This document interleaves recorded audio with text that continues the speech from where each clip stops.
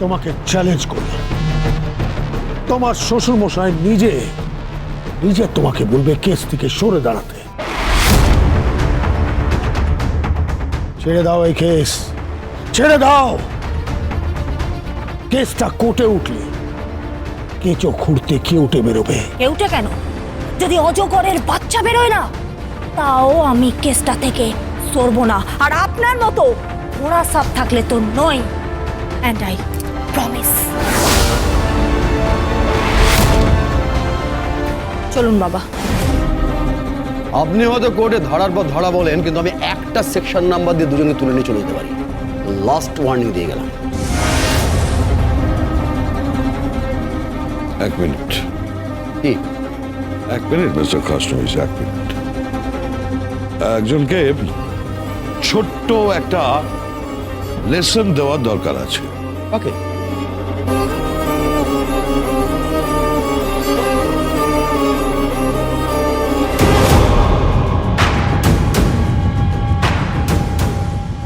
তুমি আমার কাছে আইন শিখেছ, তুমি আমার জুনিয়র ছিলে।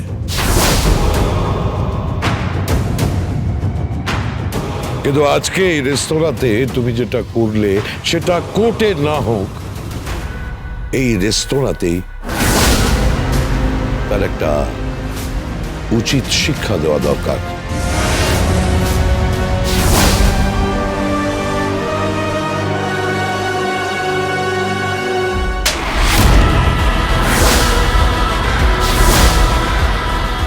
Abhijit Mukherjee, Call me sir.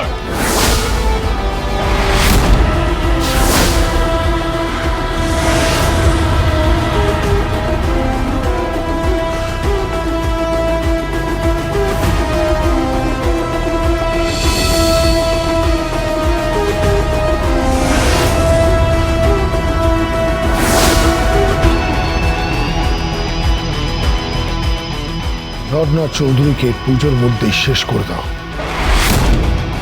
Yes sir.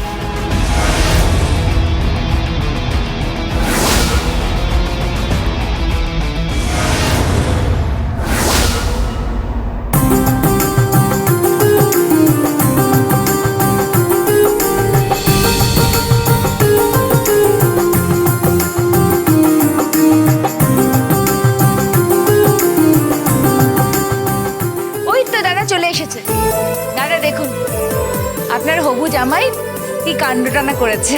আরে বাবা, হ্যাঁ কি করেছো? এই এত?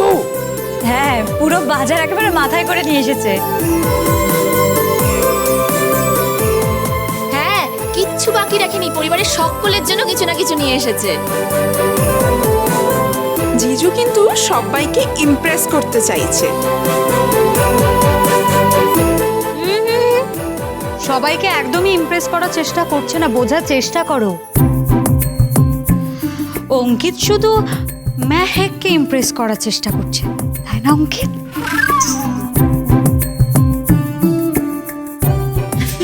না না, শুধু শুধু মেহেককে কেন ইমপ্রেস করতে যাবে? ওর শ্বশুর আছে, শাশুড়ি আছে, তারপরে এই যে এতগুলো শালিকা আছে। ইয়েস, শালি মানে তো আদি ঘরওয়ালি। আই চলে বেশি পাকা শালি আধি ঘরওয়ালি, বেশি পাকাবো করো না। অঙ্কিত, অঙ্কিত তুই এত কিছু এনেছো কেন? সত্যি তো অঙ্কিত, এত সব কিছু আনার কি প্রয়োজন ছিল? না মানে পুজো তো, তাই সবার জন্য একটু গিফট নিয়ে আসলাম। হ্যাঁ শোনো, পুজোর এত গিফট দিয়েছো বলে এটা মনে করো না যে প্রণামীগুলো ফাঁকি দেবে।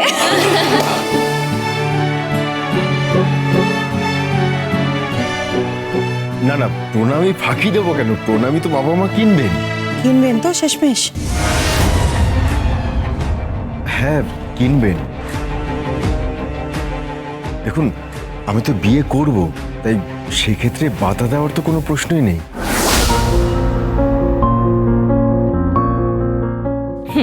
এই তো চাই মেহেক, আমার ননদের জন্য এরকম পুরুষ মানুষই চাই। কি মেহেক? তোমার পাপা কিন্তু তোমার জন্য একদম একটা সুন্দর ছেলে পছন্দ করেছে।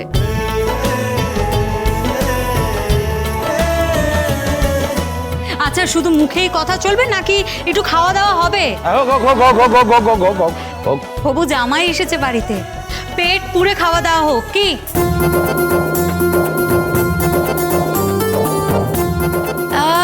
তাহলে আমি গরম গরম লুচি। গরম গরম লুচি টুচি নয়, পেট পুড়ে পাত পেরে খেয়ে যাবে একদম। এই সাত্বিক, সাত্বিক, এই তো রেডি বলো। শোন শোন, তুই যা যা বাজারে যা, বাজারে গিয়ে মাছ কিনে নিয়ে। বাজারে? হ্যাঁ, বাজারে যাবি। অবাক হওয়ার কি আছে, বাজারে যা। ভালো ভালো দুর্দান্ত সমস্ত ইলিশ উঠেছে, যা ইলিশ মাছ দিয়ে আয়। আর তোপসে নিয়ে আয়, তোপসে ফ্রাই হবে আর কষা মাংস হবে। আপনি কিন্তু এ সমস্ত কিছুই খাবেন না। আর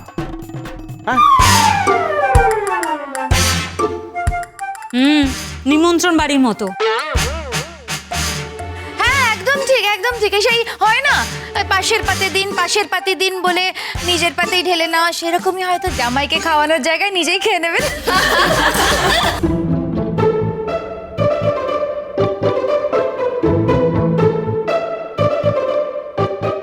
আচ্ছা, সবই ঠিক আছে, কিন্তু দাদা বাজার করতে যাবে মানে ও ইলিশ মাছ আনবে?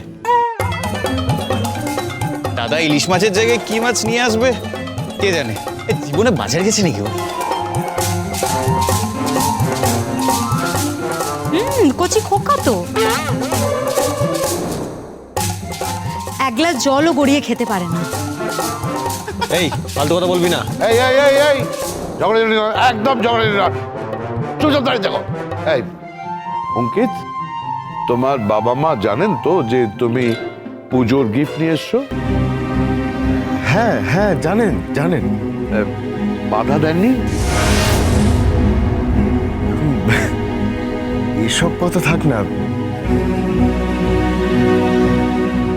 আমি আমার বাড়ির লোকেদের ঠিক ম্যানেজ করে নেবো, ওদের আমি ঠিক সামলে নেবো। আপনি এইসব নিয়ে ভাববেন না একদম।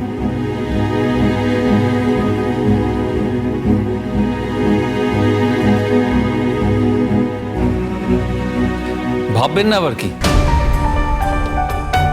ভাবতে তো হবেই। কালকে তোমাদের আশীর্বাদ, তোমার বাবা মাকে তো থাকতে হবে। হ্যাঁ, সবাই থাকবে, আপনি একদম ভাববেন না এসব নিয়ে। ও আর একটা কথা, কি? এই যে এই শাড়িটা নিয়ে এসেছি, এটা যদি ও পরে আশীর্বাদের দিন।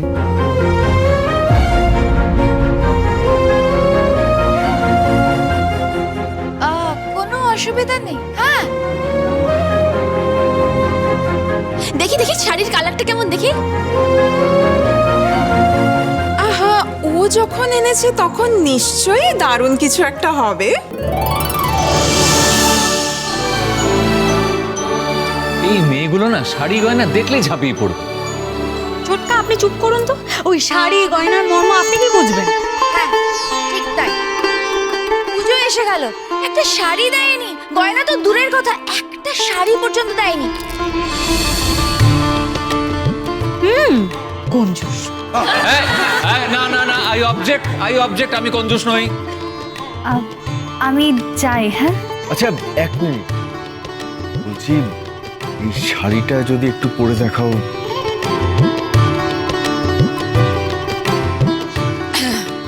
ট্রায়াল দেবে?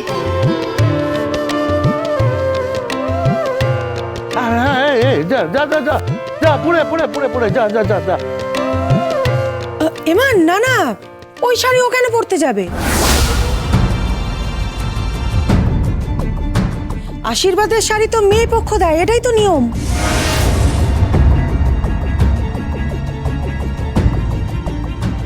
না মানে আমি চেয়েছিলাম শাড়িটা।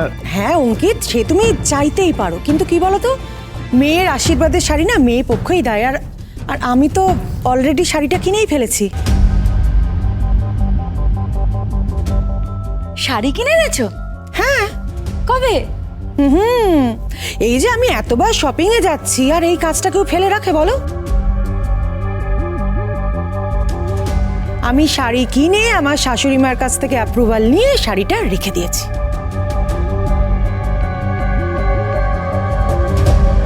বর্দা, মেজ বৌদি তো একেবারে কাজের হয়ে উঠেছে গো। এই গীতা, গীতা তাহলে এ করো, তাহলে রান্না টান্না বসো, রান্না টান্নার ব্যবস্থা করো। আপনি একদম চিন্তা করবেন না বাবা, আমি এক্ষুনি সব কিছু ব্যবস্থা করে ফেলছি। এই তাহলে তাহলে এখন একটু গরম গরম চা হয়ে যাক, সঙ্গে খাস্তা কচুরি। ওহ বর্দা, তুমি না বড্ড পেটুক হয়ে যাচ্ছ, সারাক্ষণ শুধু খাই খাই খাই খাই। আরে প্রলয়, প্রলয়, খাওয়া ছাড়া জীবনে আর কি আছে বলতো? Gita LLB, Gita LLB।